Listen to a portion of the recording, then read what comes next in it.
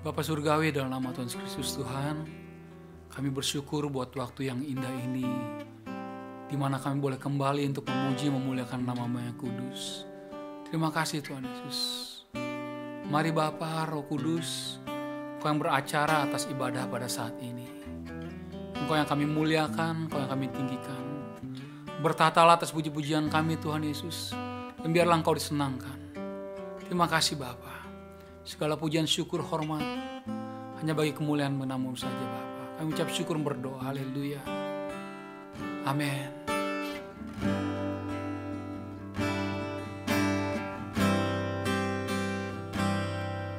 Tuhan, Kau sempurna dalam rencana-Mu dan karya-Mu. Ku serahkan hidupku, murnikan dengan Roh-Mu. Tuhan, Kau sempurna dalam rencana-Mu dan karya-Mu. Ku serahkan hidupku, murnikan dengan Roh-Mu. Hidupku menggenapi firman-Mu, tanda mujizat sertai tiap langkahku. Kau bersamaku, di dalamku, jadi bukti kebesaran-Mu.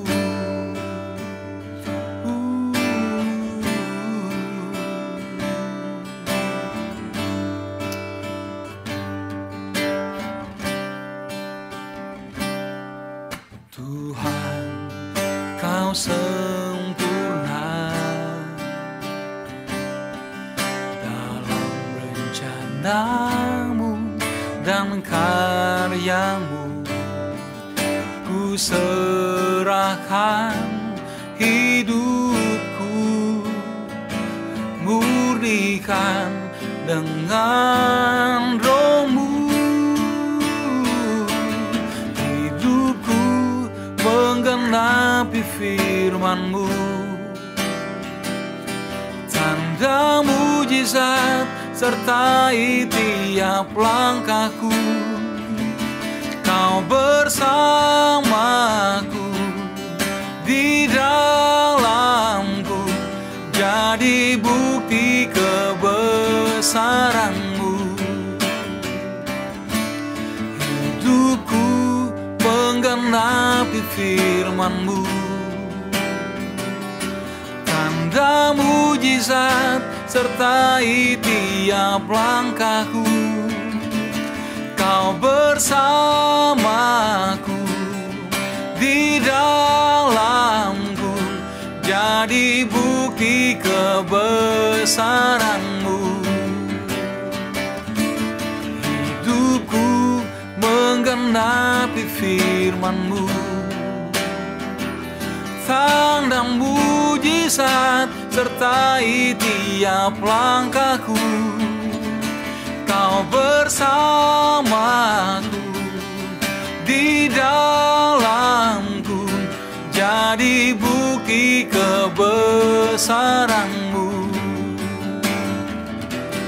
Kau bersamaku, di dalamku, jadi bukti kebesaran-Mu.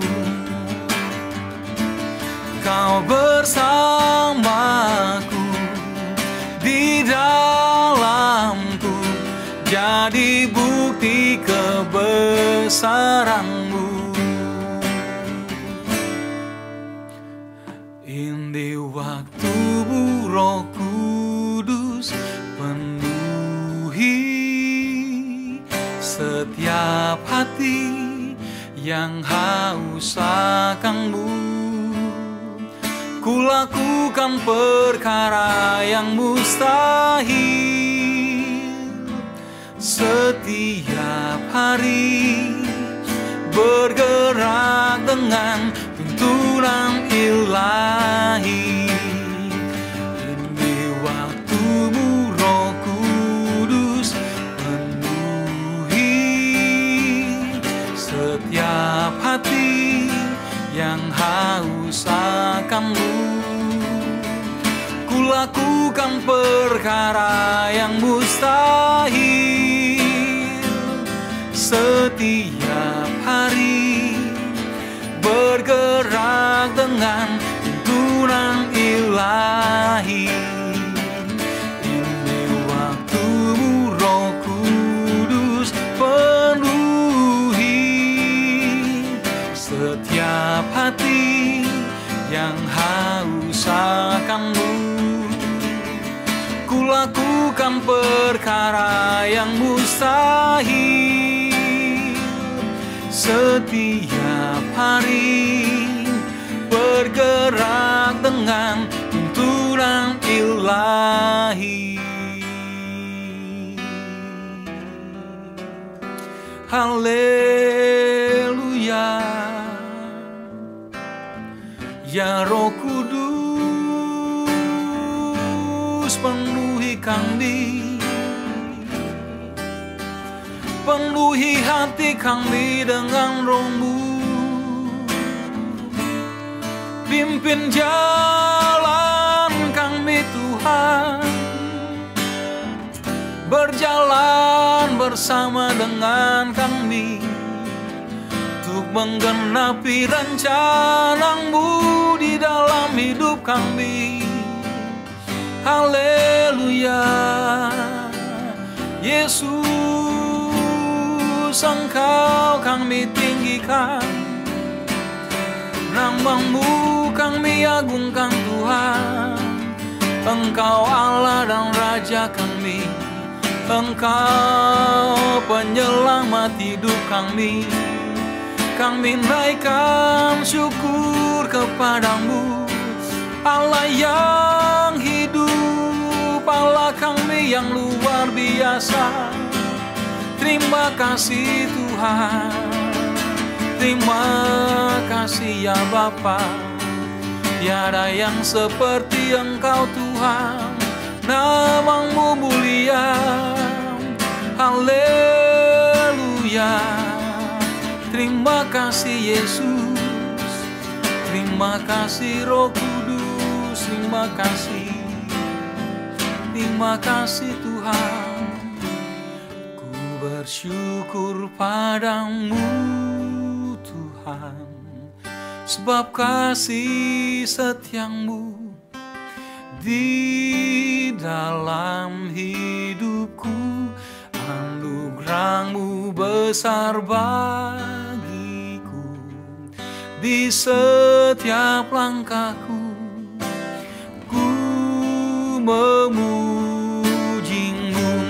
Ku bersyukur padamu Tuhan, sebab kasih setia-Mu di dalam hidupku. Anugerah-Mu besar bagiku, di setiap langkahku ku memuji-Mu. Ku bersyukur padamu Tuhan, sebab kasih setia-Mu di dalam hidupku. Anugerah-Mu besar bagiku, di setiap langkahku ku memuji-Mu.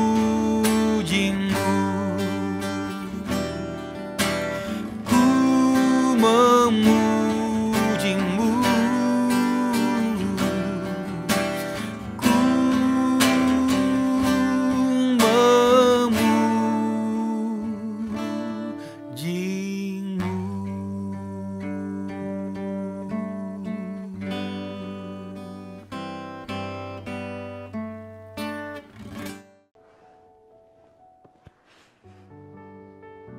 Shalom Victorious People, sebelum menyampaikan firman Tuhan, saya mengajak kita berdoa. Terima kasih anugerah-Mu Tuhan, doa kami hari ini berkati setiap pemirsa, berikan hikmat pemahaman, memahami firman Tuhan, dan doa kami biarlah firman Tuhan menjadi kekuatan bagi setiap kami. Berkat-Mu ada atas kami dalam nama Yesus. Haleluya, amin. Victorious People, saya akan membagikan firman Tuhan dengan judul Hidup sebagai Persembahan. Hidup sebagai persembahan. Saya mengajak kita membuka Alkitab dan saya akan bacakan bagi saudara-saudara dari kitab Roma pasal 12 ayat 1 ayat 2. Demikian firman Tuhan. Karena itu saudara-saudara, demi kemurahan Allah, aku menasihatkan kamu, supaya kamu mempersembahkan tubuhmu sebagai persembahan yang hidup, yang kudus, dan yang berkenan kepada Allah. Itu adalah ibadahmu yang sejati. Janganlah kamu menjadi serupa dengan dunia ini, tetapi berubahlah oleh pembaharuan budimu, sehingga kamu dapat membedakan manakah kehendak Allah, apa yang baik, yang berkenan kepada Allah, dan yang sempurna. Saudara yang kasih dalam Tuhan, dalam ayat-ayat yang baru kita baca hari ini, kita melihat bahwa Alkitab menasihatkan agar kita mempersembahkan tubuh kita sebagai persembahan yang hidup, yang kudus, dan yang berkenan kepada Allah, dan dikatakan itu adalah ibadahmu yang sejati. Nah, kita perlu memahami sedikit tentang konsep ibadah dan konsep persembahan dalam Alkitab. Dalam Perjanjian Lama, yang dipersembahkan oleh umat adalah benda mati, dibawa kepada imam, korban-korban. Itulah persembahan mereka. Itulah ibadah mereka. Dalam Perjanjian Baru, kita mendapat pemahaman yang baru, yaitu yang dipersembahkan adalah hidup kita, tubuh kita. Kalau di Perjanjian Lama dikatakan benda-benda yang mati, binatang-binatang yang mati, dalam Perjanjian Baru kehidupan kita yang hidup ini, inilah persembahan kepada Allah. Ya, jadi saudara paham nih bedanya makna ibadah Perjanjian Lama, makna persembahan masa Perjanjian Lama dengan masa Perjanjian Baru. Kita di Perjanjian Baru tidak lagi harus bawa korban-korban binatang yang mati atau bawa benda-benda mati untuk dipersembahkan dalam bait Allah dan sebagainya. Tapi ditekankan dalam Roma 12 ini adalah persembahkanlah tubuhmu sebagai persembahan yang hidup, yang kudus, dan yang berkenan kepada Allah. Dikatakan itu adalah ibadahmu yang sejati. Itu adalah penyembahanmu yang sejati. Saudara-saudara yang dikasihi Tuhan, oleh karena itu, mari kita menjaga hidup kita baik-baik. Biarlah hidup kita adalah menjadi kehidupan yang menyenangkan hati Tuhan. Kehidupan yang melayani Tuhan. Saudara tidak harus jadi pendeta untuk melayani Tuhan. Apapun bidang hidupmu, mungkin engkau seorang pegawai negeri, engkau anggota militer, saudara profesional, saudara seorang pebisnis, atau saudara dokter. Lewat bidang hidupmu, apapun profesimu, saudara bisa tetap melayani Tuhan. Jadilah berkat dimanapun saudara berada. Itu sudah bentuk kehidupan yang menyenangkan hati Tuhan. Suatu kehidupan yang melayani Allah. Jadilah berkat.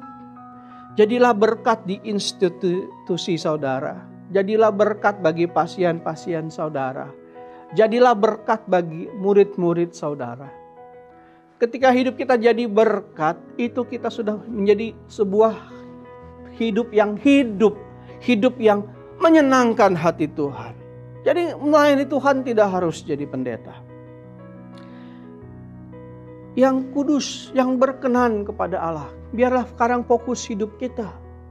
Bukan lagi perkara-perkara duniawi. Tapi fokus hidup kita adalah perkara-perkara surgawi. Alkitab mengingatkan, carilah perkara-perkara yang di atas. Bukan yang di bawah. Bukan yang di bumi. Kalau kita telah menerima keselamatan, maka kita harus punya pola pandang yang baru. Yaitu apa? Pola pandang kekekalan. Biarlah pola berpikir kita sekarang bagaimana kita hidup mencapai kekekalan bersama Tuhan. Ingat saudara, sesudah kehidupan ini ada kekekalan. Dan kekekalan hanya ada dua. Kekekalan hidup bersama Tuhan selama-lamanya, atau kekekalan dalam pengertian maut yang kekal. Tentunya kita rindu yang pertama, menghabiskan kekekalan di everlasting time bersama dengan Tuhan. Oleh karenanya, fokuslah hidup. Carilah wajah Tuhan, kata Alkitab. Utamakan perkara-perkara yang di atas. Prioritaskan Tuhan dalam hidup kita. Kita bukannya nggak boleh bekerja, nggak boleh berusaha, tetap harus wajib. Tapi ingat, dalam pekerjaan kita, kita ingat sama Tuhan. Dalam profesi kita, kita ingat Tuhan. Dalam hari-hari kita, Senin, Selasa, Rabu, Kamis, Jumat, Sabtu, tetap harus ada Tuhan dalam kehidupan kita. Bahkan hari Minggu, sebelum saudara jalan-jalan, vacation, cari Tuhan lebih dahulu. Ke gereja, beribadah, sembah Tuhan. Baru kita jalan-jalan. Persembahkanlah hidupmu sebagai persembahan yang hidup. Tinggalkan pola hidup yang tidak berkenan di hadapan Tuhan. Ada satu lagu rohani yang saya rasa dia sepanjang masa di negeri ini itu banyak dinyanyikan orang. Dan lagu rohani itu diambil dari Roma 12. Dikatakan, Bapa, ku persembahkan tubuhku sebagai persembahan yang hidup, kudus, dan yang berkenan padamu. Itu sebuah lagu yang sangat indah, dan saya yakin mungkin di antara saudara banyak yang sudah mendengar, bahkan mungkin menyanyikan lagu itu. Satu hari saya mendengar kisah di balik lagu itu, dan kisahnya luar biasa. Pencipta lagu itu adalah sebelum dia menciptakan lagu itu, dia punya kehidupan yang kelam. Kita bisa sebut dia wanita panggilan, hari ini disebut. Sebuah kehidupan yang menyedihkan. Namun satu hari dia bertobat kepada Tuhan. Dia merasa jijik dengan kehidupannya yang penuh dosa. Dan ketika dia bertobat, dia datang kepada Tuhan, dia berkata, Tuhan, aku persembahkan tubuhku. Kalau dulu tubuhku untuk dosa, untuk hal-hal yang najis, sekarang aku persembahkan tubuhku untuk Engkau. Lahirlah lagu tersebut. Tuhan memberikan inspirasi, dan lagu itu sampai hari ini saya percaya sangat memberkati orang percaya di negeri ini. Karenanya saudara-saudara, kalau saudara di antara kita mungkin masih hidup dalam gelimang dosa, dalam gelimang kenajisan, inilah waktu kita untuk berpaling kepada Tuhan. Inilah waktunya untuk saudara berhenti hidup dalam lembah dosa. Upah dosa adalah maut. Hati-hati. Bertobatlah. Kembalilah kepada Allah. Pandang Yesus. Dia Allah yang penuh kasih. Dan dia tangannya terbuka. Untuk apa? Untuk mengampuni dosa-dosa kita. Tidak ada dosa yang terlalu berat untuk tidak bisa diampuni. Tidak ada. Alkitab berkata walaupun dosamu merah seperti kirmisi, akan diputihkan putih seperti salju. Kirmisi itu seperti pita. Kalau saudara tahu ya, pita anak-anak wanita ya, anak-anak kecil kan suka pakai pita merah tuh, yang merahnya luar biasa. Nah, itu kira-kira begitu kain kirmisi. Tapi semerah apapun kata Alkitab, walaupun dosamu merah seperti kain kirmisi, akan diputihkan putih seperti salju. Artinya tidak ada dosa yang tidak dapat diampuni oleh korban Kristus di kayu salib.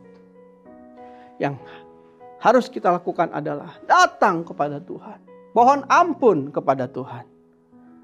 Dan terimalah darah Yesus Kristus membasuh kita, mengampuni kita, menyucikan kita. Dan setelah itu tinggalkan kegelapan itu. Tinggalkan kehidupan yang tidak berkenan itu. Dan marilah kita berpaling kepada Tuhan. Berlari-lari kata Alkitab kepada panggilan surgawi kita. Inilah waktunya untuk kita mengalami anugerah Allah. Untuk kita mengalami pemulihan Tuhan. Jangan keraskan hatimu. Buka hatimu. Izinkan Tuhan Yesus melawat engkau saat ini. Tuhan memberkati kita. Saya mengajak kita berdoa menutup pemberitaan firman. Terima kasih untuk firman-Mu yang boleh hamba-Mu sampaikan. Dan hari ini Bapa, jika ada di antara kami yang sedang hidup dalam lembah dosa, yang terikat dalam dosa, dalam kegelapan jauh dari Tuhan, aku berdoa di dalam nama Tuhan Yesus Kristus, pengampunan-Mu tercurah. Darah Tuhan Yesus membasuh. Buka hatimu bagi Tuhan saudara, dan izinkan Tuhan mengampuni engkau. Izinkan Tuhan memulihkan engkau saat ini. Dalam nama Tuhan Yesus Kristus, terima anugerahnya, terima rahmatnya, terima pengampunannya, terima pemulihannya. Terima kasih Tuhan, terima kasih. Berkati setiap pemirsa dimanapun mereka berada, sukacita damai sejahtera Allah melimpah. Jika ada yang sakit, aku berdoa dalam nama Tuhan Yesus, mari Tuhan jamah, Tuhan pulihkan, Tuhan sembuhkan. Yang berbeban berat, aku berdoa dalam nama Tuhan Yesus, Engkau berikan kelegaan. Terima kasih, berkati bangsa negeri kami Indonesia, Tuhan pemerintahan berkati berlimpah-limpah. Berkati negeri ini berlimpah-limpah Tuhan, sehingga kami bisa melewati pandemi ini Bapa. Berkati gereja-gereja di seluruh Indonesia, bahkan seluruh muka bumi. Juga GBI Victorious Family, Tuhan memberkati. Terima kasih, terpuji nama-Mu. Dalam nama Tuhan Yesus kami naikkan doa dan syukur. Haleluya. Tuhan memberkati. Sampai jumpa Victorious People. Tuhan memberkati kita.